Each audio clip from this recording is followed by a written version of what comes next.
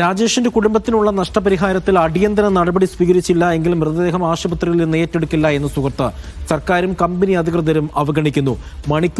മണിക്കൂറുകളായിട്ടും ആരും ബന്ധപ്പെട്ടില്ല. രാജേഷിന്റെ മൃതദേഹത്തോട് അധികൃതർ അനാദരവ് കാണിക്കുന്നുവെന്നും ജോമോൻ ആരോപിച്ചു. രാജേഷിന്റെ പോസ്റ്റ്മോർട്ടം നടപടികൾ പൂർത്തിയായി.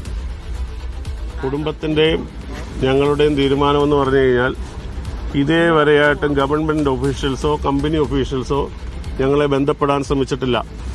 അപ്പോൾ അതിനു വേണ്ടി ആയതിനാൽ ഞങ്ങൾക്ക് അർഹമായ കോമ്പൻസേഷനെ പറ്റി ഒരു ഉറപ്പ് നൽകാനും ആരും ഇതുവരെ തയ്യാറായിട്ടില്ല. ആയതിനാൽ ഞങ്ങൾ 10 മിനിറ്റൂടെ വെയിറ്റ് ചെയ്യും. അത് കഴിഞ്ഞിട്ട് ബോഡി ഇവിടെ ഉപേക്ഷിച്ചിട്ട് പോകാനാണ് കുടുംബത്തിൻ്റെയും ഞങ്ങളുടെയും തീരുമാനം. വെറും 10 മിനിറ്റൂടെ നോക്കും. അത് കഴിഞ്ഞിട്ട്, കാരണം ധാർഷ്ട്യം കാണിക്കുവാണെന്ന് മനസ്സിലായി. ഗവൺമെൻറ് ഒഫീഷ്യൽസും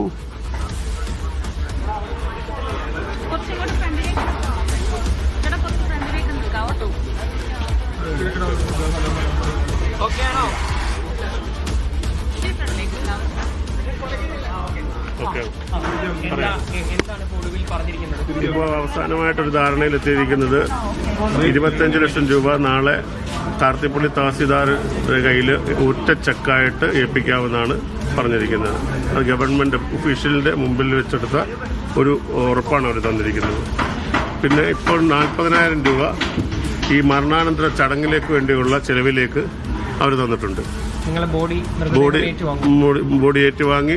അതോടൊപ്പം തന്നെ കളക്ടറേറ്റിൽ നിന്ന് വന്ന് അതിലെ പിന്നെ കളക്ടറുടെ പ്രതിനിധികൾ തന്ന ഉറപ്പെന്ന് പറഞ്ഞു കഴിഞ്ഞാൽ മകന്റെ ജോലിക്ക് വേണ്ടി കളക്ടറുടെ ശുപാർശ ഗവൺമെന്റിലേക്ക് ചെയ്യും എന്നുള്ള ഉറപ്പോടെ ഗവൺമെന്റ് സൈഡിൽ നിന്ന് തന്നിട്ടുണ്ട്.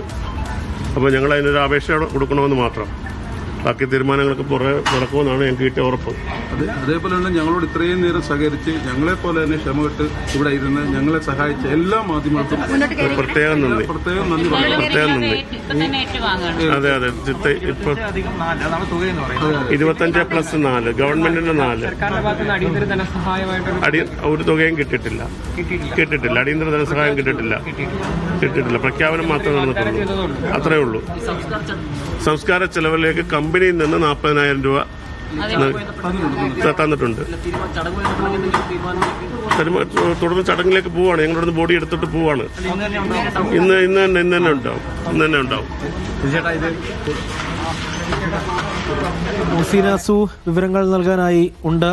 രാജേഷിന്റെ കുടുംബത്തിന് 25 ലക്ഷം രൂപ സഹായം നൽകുകയും മരണാനന്തര ചെലവുകൾക്കായി 40,000 രൂപ നൽകാനുമാണ് തീരുമാനിച്ചിരിക്കുന്നത്. ഒരു പ്രതികരണം കൂടി അവിടെ വരുന്നുണ്ട്. പിന്നെ ഹൗസിംഗ് ലോൺ ഉണ്ട്. പിന്നെ അല്ലാതെ പിന്നെ മറ്റേ ചെറിയ ലോണുകളുണ്ട്. അങ്ങനെ 10 ലക്ഷം രൂപയ്ക്ക് ഒന്നും ആകത്തില്ല. പിന്നെ കുഞ്ഞിന്റെ അസുഖത്തിന്റെ കാര്യങ്ങളുമൊക്കെ അതൊന്നും പറ്റില്ല. അതുകൊണ്ട് ഞാൻ തീർത്ത് പറഞ്ഞു, എനിക്ക് 25 ലക്ഷം രൂപയെ കുറഞ്ഞ് ഞങ്ങൾ ഒരു ഡീലിങ്ങിന് വേണ്ടി അത് കമ്പനി അംഗീകരിച്ചു, സ്നേഹത്തോടെ അവർ അംഗീകരിച്ചു. പിന്നെ ഇപ്പം 40,000 രൂപ എൻ്റെ തന്നിട്ടുണ്ട്.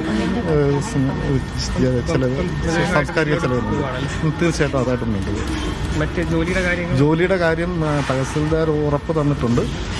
കളക്ടറായിട്ട് ബന്ധപ്പെട്ട് അതിന്റെ കളക്ടർ ശുപാർശ ചെയ്യുമെന്ന് പറഞ്ഞിട്ടുണ്ട്.